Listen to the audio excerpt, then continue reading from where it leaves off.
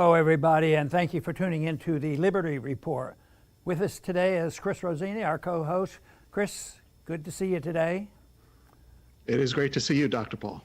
Good. We're going to talk a little bit today about the unsuccessful stimulus package sailing through the Congress.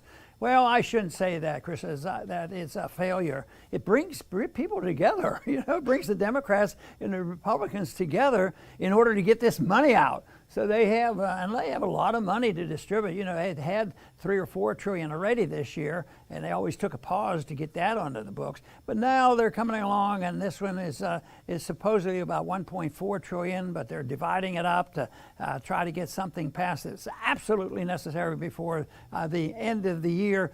So they'll get along to this point, and guess what? You see pictures and discussions between Pelosi and McConnell. So they're talking to each other, and that tells you that the money will be passed. I don't think that anybody should have any doubt that somebody's going to hold it up and say, hey, we're not going to spend it. It's too much money. You're going in the wrong direction. You've been trying this not only for a couple years or even this past year, but for a decade or even longer, because this is the type of economic policies that we have followed.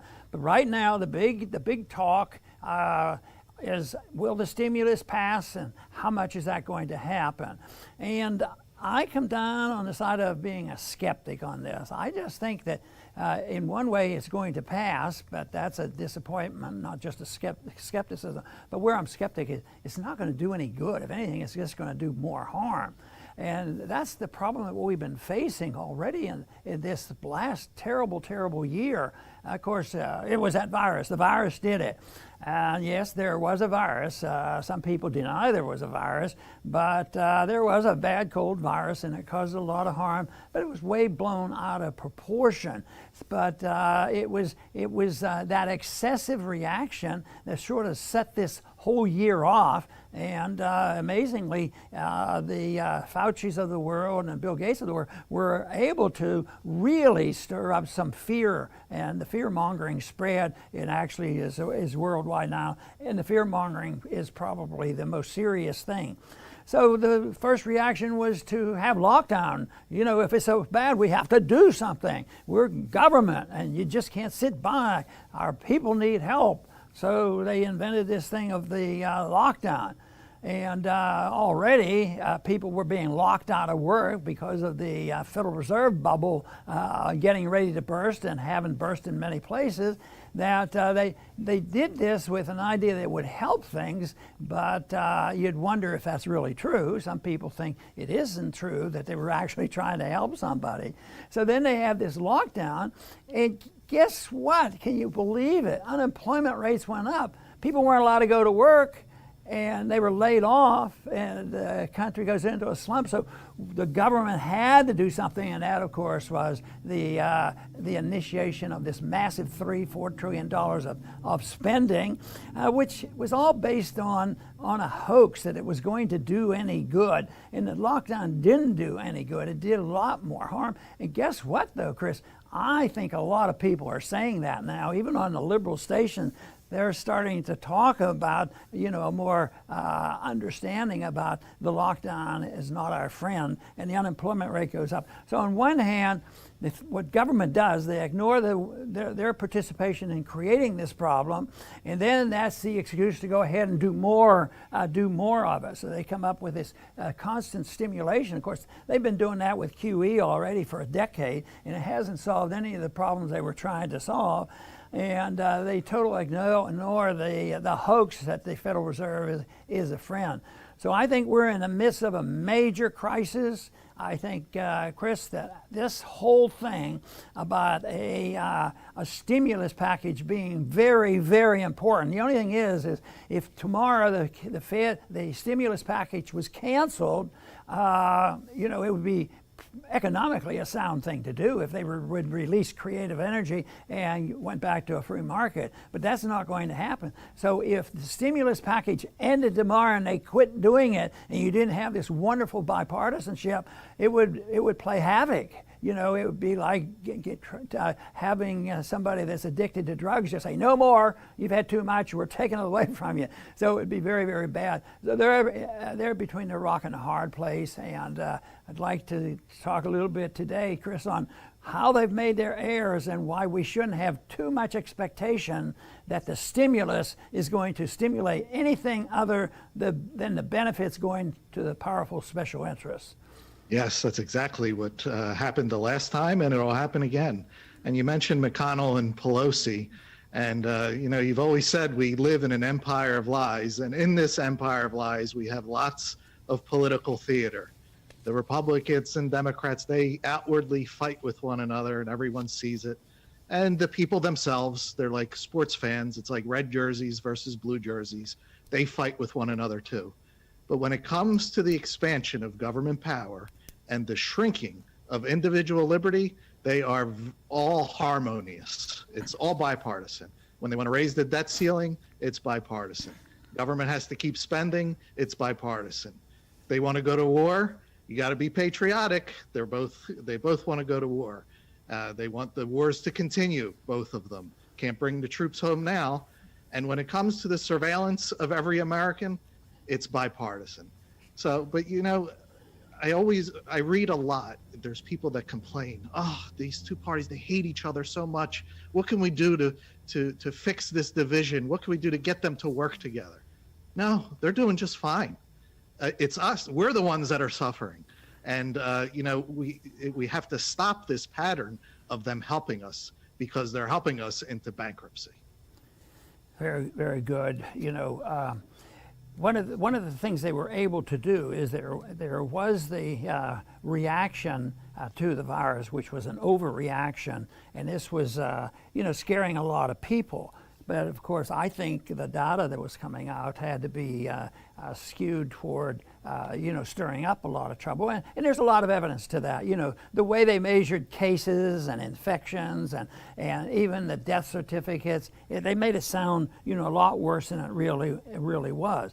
But they really needed to build up a lot of fear, and they had to have cheerleaders. And I would say that the two most successful cheerleaders, in a very, very negative sense, the propagandists, would be Fauci and Gates, because they had credibility, and of course the media was on their side. Anything they said was gospel. And even though they'd change their mind every couple weeks again, they're still looked at as the experts, and they're the ones who stir up the trouble.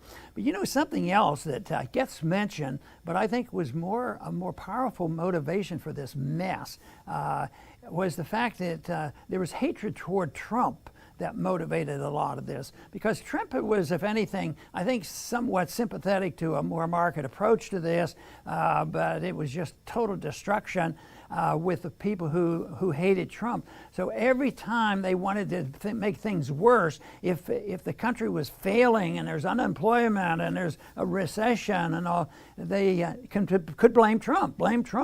And I think that was part of it. So even if there was one good policy that could help, if Trump would get the credit, they wouldn't do it. They even made use of the bailouts and the stimulus packages. Well, we can't pass it now. We can't do that. We can't allow the vaccine to come out because Trump will get credit. So there was a big argument. So then they had to have the artificial programming for the vaccine. And that still bothers me because it was a little too rapid. Vaccines aren't quite so simplistic, and we don't know exactly where it'll come from because there's a pretty good history of rapidly developed vaccines not being quite as advantageous as people believe.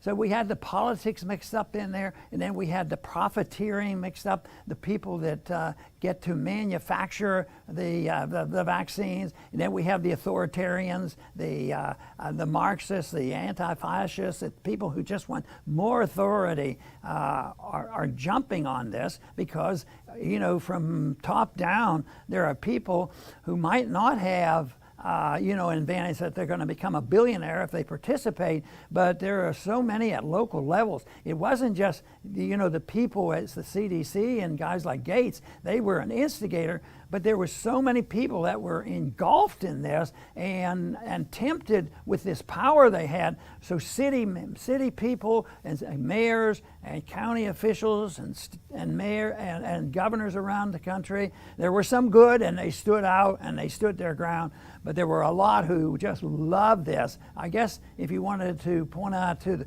the two states where the greatest abuse was of political power, would be California and New York. And hopefully the truth will come out enough where those individuals who helped make this thing much worse will be discredited. Some of them who joined this and shouted about this, I see them, and I get criticized for this. Well, I'm too easy to give them an excuse. Some of them I just think, you can't have millions and millions of people who understand maybe the conspiracy behind all this. So a lot of people were well intended and say, how can we not bail them out? How can we avoid printing money like crazy? Because it will be helpful to some in this sort of thing. But that of course means that they were misled. And all this mess that we've outlined here came on top of a monetary system that sort of set the stage for this. It already started, the collapse of the financial bubble and the stock market bubble, and but those principles, they weren't invented by a Fauci or a Gates in the last minute and say there was a big bubble out there. But it was created by a system of economic policy and economic understanding where our universities had accepted radical Keynesianism, and now a lot of them in the universities have accepted pure socialism. So they're not even embarrassed anymore to say, well, we want socialism, we want socialism. So that's where the real problem is, and there's a lot of innocent people being brought into that. So the only way I can see the answer to that is to refute their economic policies, and for us, Chris, to argue the case for free markets and sound money rather than saying that it's all just one person for political reason. But it all comes together, and they have made a mess of it. And I think we're living in very dangerous times because of it.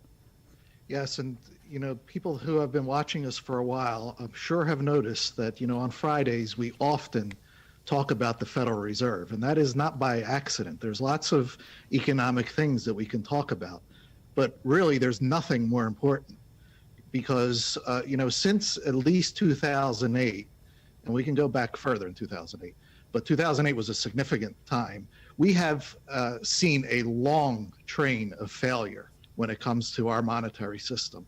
We've seen QE, QE2, more QEs that we even forgot about. The Fed has been buying treasuries. They're buying junk mortgage-backed securities. They do whatever the heck they do in secret because nobody knows. And we've also had zero interest rates, which is not a market phenomenon. Debt and deficits that are in numbers that are uncountable. And they're sending checks to people and to corporations and having ridiculous ideas like modern monetary theory and universal basic income. Yeah. This is a long train of failure. And these lockdowns happened at a time, not in a healthy situation. People, when you lose your job, you hope to have some savings. Nobody has savings. People don't have it. Corporations don't have it. Government surely doesn't have it. So this is a failing monetary system, and that is why we keep the focus right where it belongs on the Federal Reserve. Yes, and there's a few points I want to make about that because it is, in a practical sense, explaining why what the Fed does causes so much trouble. The first thing is people have to come around to the agreement that the creation of new money, fiat money, and distributing it has nothing to do with creating wealth. Even though they're Federal Reserve notes and people accept them, if you had a couple $100 Federal Reserve notes in your wallet, you can go out and spend them. But the truth is, by just duplicating them, and circulate them in the economy does not increase wealth. Matter of fact, it does exactly the opposite because it distorts wealth, it distorts investments, and it creates bubbles. It leads to really a system of government and economic finance that ruins the most important pricing in a free market or in any market, and that is interest rates. Interest rates tell us a whole lot. If you have a free market and interest goes up, that means there are less savings. And the signal is sent that maybe the people aren't buying. So interest rates tell people to do the wrong thing. If there's excessive investments already and interest rates are going up, they might back off. But what if the Fed comes along and makes interest rates low or zero? This encourages them to do anything and everything, and then they end up like today. They have so much cash, they just store it away and they put it back to the Fed. The Fed holds them and pay them more interest than you can get on your own CDs. So interest rate, monopoly control of interest rates, which is the tool that the Fed uses, and the supply of money, really is very, very detrimental. And then along with this, the result of all this is instead of making good investment, there's a lot of malinvestment. People do things that they might not do otherwise. They build too much of some stuff, and then it gets to a point where there has to be a correction. In other words, a lot of bubbles, and there are a lot of bubbles out there, and then the corrections have to come. And certainly going to the Fed and saying, keep it going, keep printing, you can't do that now. Don't ever try to shrink your balance sheet. Don't ever try to go back to normal things and normal interest rates. It won't work. And on the short run, they're right. And that was President Trump's position. On the short run, it does seem to help. In this last year, if the Fed had done nothing, it might have been, it might have gotten worse. It might be a lot better by now because all the bad investments could be liquidated and a lot of the debt liquidated. But right now, no liquidation of the mistakes. There's a cancer out there, an economic cancer. But no, don't try to get rid of the cancer. The surgery, you have a recovery period. So it's on and on. And if the business cycle and the understanding of the Federal Reserve is not understood, then even trying to solve the problem of a virus, which is now the enemy of the people, makes it more difficult to take care of. So you put it all together, and whether it's the virus and the ridiculous lockdowns or whatever they do, and the Federal Reserve bubble, I tell you what, people are going to get poorer. And Mises always said, if you have a system like that, you will get rid of the middle class. And America always was known for the largest, wealthiest middle class. And that's what's happening right now. The middle class is getting liquidated, going bankrupt. So and we haven't changed basic policies. There's only probably a handful or two in all of Washington who would say it, but in a political sense, it becomes practically impossible. So that is the reason when people ask me to try to project, I think it's going to get a lot worse, and the market will do the liquidating. And it'll probably be through the destruction of the value of the dollar. And I think we're in the early stages of rapid destruction of the dollar, which means that we are going to see a lot of price inflation, CPI and PPI type of inflation, prices going up. So that is the reason. But to me, the most important thing is to get as many people as possible to understand it, because you can't give them the medicine they need if they don't understand this is the medicine you need, and this is what we have to do, and maybe we can head off the more violent type of changes that would come if we continue to do what we're doing right now. That's right. Let's hope so, Dr. Paul. I'll finish up by saying, when something is contrary to the truth, contrary to nature, it's a scheme, and schemes can be sustained temporarily. How long can it be sustained? It's a matter of scale. If it's the size of your neighborhood, it could maybe last a few weeks. If it's the size of a state, it'll last a little longer. Country, even longer than that. If it's the size of the globe, what we have right now, this scheme can last several lifetimes. But no matter the size, it's always temporary, because it's in contrary to the truth. So towards the end of schemes, schemers get very aggressive. And, I can't help but think of that when I think of what transpired this year. And it's because they want to maintain their lifestyle. They believe it's their birthright. They're special human beings. And the scheme itself becomes their religion. So what happens next? Boy, if we only knew. We know that they want some kind of great reset where the entire planet becomes a big prison, but it doesn't have to turn out that way. We could get the exact opposite for all we know. If we stick to the truth, stick to the ideas of liberty, that's what we're here to do. And, perhaps things turn out the exact opposite of what they expect. Very good. I'm going to follow up on that a little bit too, because this whole scheme has created this situation where once they create a problem and they have to deal with the pandemic and all this, we have to have quarantines and rush through vaccines and do all of this. But then we have to have a control of the people. We don't have to protect liberty anymore. What we have to do is make sure people don't talk to each other and they don't associate with people. So then there's the banning of getting close to people and talking to people. At the same time, everybody's going to wear a mask. That doesn't do any good. So that goes on and on.